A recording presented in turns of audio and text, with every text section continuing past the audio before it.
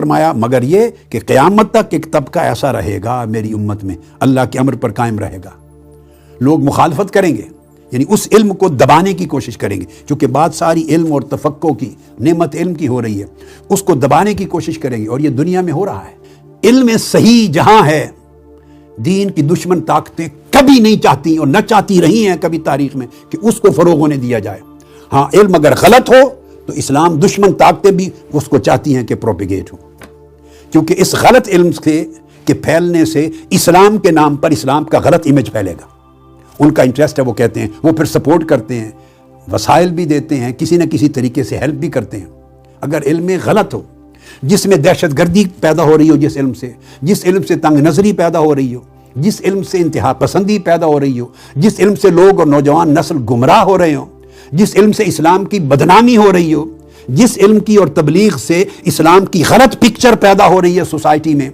یا بالکل پرانے زمانے کا ایک مذہب تصور ہو رہا ہو کہ جو آج کی جدید ترقی سے کوئی جوڑ ہی نہیں ہے، پرانے وقتوں کے لوگ ہیں، ان پڑھ ہیں، جاہل ہیں، شعور ہی نہیں ہے، وہ وقت کے ساتھ جو بڑھتا ہوا وقت ہے اس کے تقاضے پورے نہیں کرتے، یا اگر اس طرح کا فروغ ہو رہا علم کا، اسلام دشمن طاقتوں کو اس سے بھی پرابلم نہیں ہے۔ یہ حدیث پاک سے لے رہا ہوں، لا یضرہم من خالفہم حتی یاتی امر اللہ۔ لوگ مخالفت کریں گے مگر جن کے پیچھے اللہ کا امر ہوگا وہ ان کی مخالفت انہیں نقصان نہیں پہنچائے گی۔ مخالفت کس چیز کی کریں گے؟ علم کی۔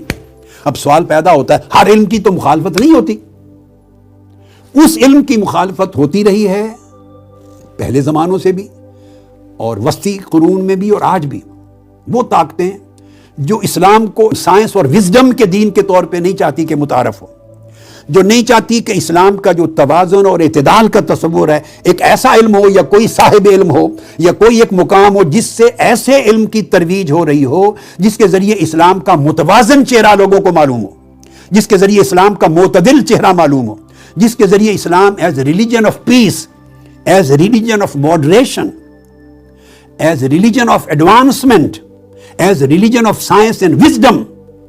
کا امیج ابھر رہا ہو، جس کے ذریعے اچھے اخلاق پیدا ہو رہے ہیں، لوگ متواضع بن رہے ہیں، علم کے شائق بن رہے ہیں، ان کے اندر توازن، اعتدال، اخلاق، انسانیت، انسانی قدریں، ہیومن ویلیوز ڈیولپ ہو رہی ہیں، جس علم کے ذریعے نفرت ختم ہو رہی ہے، محبت پیدا ہو رہی ہے۔ تو اسلام کی اصل چہرہ جس علم کی تبلیغ سے نظر آ رہا ہے، اسلام دشمن طاقتیں نہیں چاہتی کہ وہ علم کا چشمہ کھلا رہے، وہ اس چشمہ، ہر ایسے چشمہ علم کو بند کرنا چاہتی ہیں، اس علم کو قتل کرنا چاہتی ہیں جس علم سے اسلام کی خوبصورت شکل نظر آئے لوگوں کو۔